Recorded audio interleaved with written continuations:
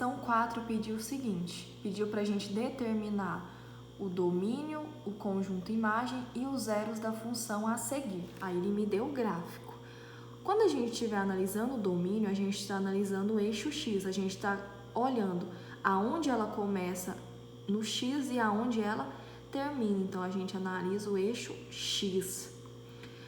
Imagem da função, a gente analisa o eixo Y, a gente analisa o ponto mais baixo e o ponto mais alto da função. E o zero das funções, a gente analisa aqui, ó, aonde a reta está passando, está cruzando o eixo X. Então, vamos responder essas perguntas aqui. Quem que seria o conjunto domínio dessa função? Se a gente analisar o eixo X, ó, ela começa onde? Ela começa aqui em menos 4 e o menos 4 faz parte, porque aqui está fechado. E ela termina onde no eixo X? Ela termina em 8. Então, a gente tem que o conjunto domínio dessa função é que x pertence aos reais, tal que esses valores de x, eles vão de onde? Eles vão de menos 4, maior ou igual a x, menor ou igual a 8. Então, é de menos 4 até 8. Conjunto imagem são os valores de y. A gente está olhando o ponto mais baixo e o ponto mais alto. O ponto mais baixo é o que? Menos 8. E o ponto mais alto é 8. Então, quer dizer que meu conjunto imagem, ele vai de menos 8 até 8. Como é fechado, quer dizer que esses elementos fazem parte. Então, o conjunto imagem são os valores de y que pertencem aos reais, tal que começa de menos 8, menor ou igual a x, e esses valores são menores ou iguais a 8. E por último, o zero da função.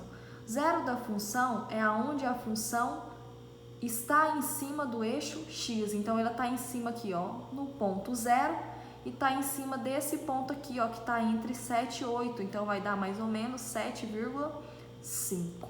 Sempre o zero da função, você está analisando também os valores de x. Questão 5 pediu para a gente indicar o intervalo do domínio. Então, a gente está analisando o eixo x, dos quais a função é crescente, decrescente e constante. Então, vamos analisar isso aqui no nosso gráfico. A gente analisa o eixo x. Vamos pegar esse gráfico.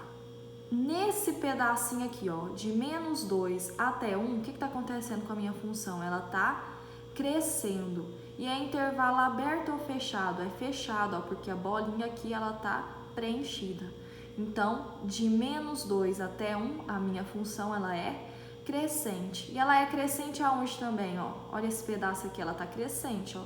Então, de 2 até 3, a minha função também é crescente. Bolinha fechada, então, intervalo fechado.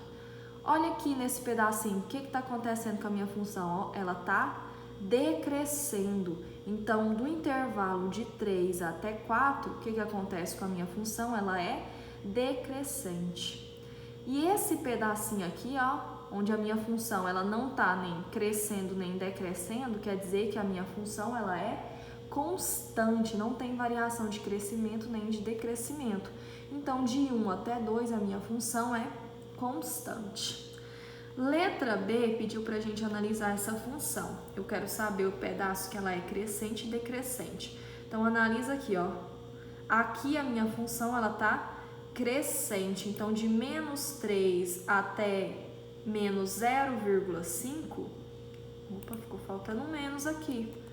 A minha função ela é crescente, ó. De menos 3 até menos 0,5, a minha função é crescente. E ela é crescente aonde também? Olha esse pedaço aqui do gráfico. De 2 até 4, ó, a minha função também é crescente. E ela está decrescendo aonde, ó? Nesse pedacinho aqui, ó. E se a gente analisar no eixo x, é de menos 0,5 até 2. Última questão pediu para a gente observar esse gráfico. É uma parábola. E aí ele quer saber se a função apresenta um valor de máximo ou um valor de mínimo. Se a gente analisar, ela apresenta um valor de mínimo, que é o ponto mais baixo da minha função. E aí pediu para a gente determinar qual é esse valor. Qual que é o valor de mínimo? É menos 3.